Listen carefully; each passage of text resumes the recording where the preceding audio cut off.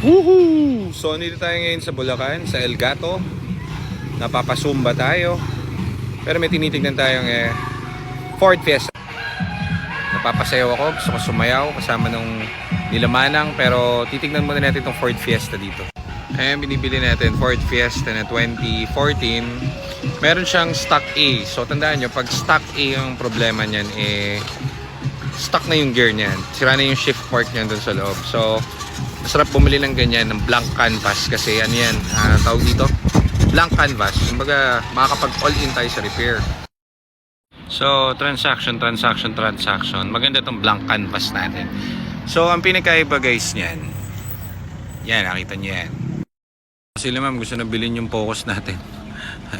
Binibili na yung focus natin kapalit ng Fiesta nila. So, bilhin na natin tong Fiesta na to. Tuturo ko sa inyo kung bakit mas gusto natin yung blank canvas. Kasi honest yung mga may-ari nito. Sinasabi sa amin yung issue. Issue nito is stock gear. So, palit ng shift fork. So, remember guys, ito, nagbigay ng serbisyo sa kanila to since 2014. First owner sila. So, imagine that. Napakatagal nun. Ang clutch guys, pinapalitan talaga yan. Huwag kayong matakot sa clutch. Kaya pinapalitan yan. So, syempre, ito sila. Same old kwento. May gumawa raw sa kanila. Ginawa yung kung ano, siningil daw sila. So matatal, ganun din. Same old kwento. Talo ako nung gumagawa. So, problema, hindi naman nagawa yung shift fork kasi hindi naman pinalitan. So, dahil umaaray na sila dun sa naggastos nila, ibibenta na lang nila kasi 40 natin yan. So, sa mga seller na, sa mga buyer naman natin, kung ba't mas gusto ko to ibinibigay kasi ito all out tayo dito guys. Nakuha natin to, papasok to, all expenses pati overhead 180. Ang bentahan nito sa market 250, 220, 230, 240 kasi mga sa marketplace naman alam niyo naman medyo may mga problema doon. Pero ito pag in-all out natin to guys, yung sa budget na sinasabi ko sa inyo na in-house natin at mga parts natin na brand new. Papakita ko sa inyo siguro tomorrow pag na-order kayo mga parts, papakita ko sa inyo ano yung mga kakabit natin dito, kung paano natin gagawin parang very good at champion itong unit na to. Makikita nyo kung paano. Mas maganda to kasi ito, wala tayong titipirin. Wala tayong, as in lahat, gawa o hindi, lahat palit. Okay, so abangan nyo to. Pakita ko sa inyo. So yan, ganyan ka legit yan. Kaya transparent kami. All papers yan, nakanin kila ma'am sila mismo. Complete first owner. So, dyan pa lang, start pa lang kami.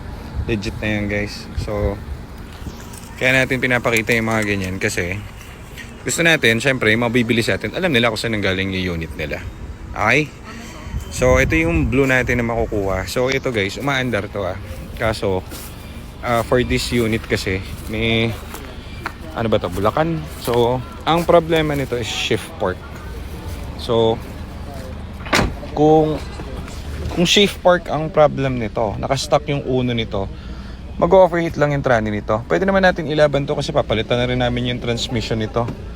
Kaso lang, magda-transmission overheat. So, i-stop kami ng i-stop. So, hindrance lang sa daan. So, may tie-up tayo yung towing. Towing na lang to para diretso sa shop at hindi ma-damage yung ibang parts.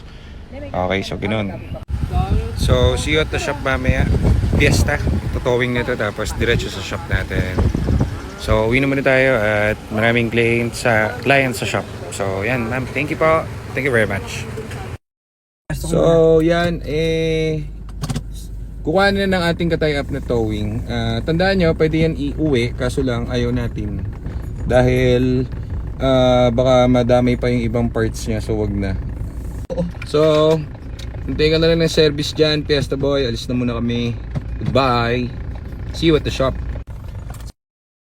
So, ito na yung order natin. Dumating na. Special delivery. Fiesta. Yan yung galing sa Bulacan. So, uwi na tayo. Dumating na sila. Okay.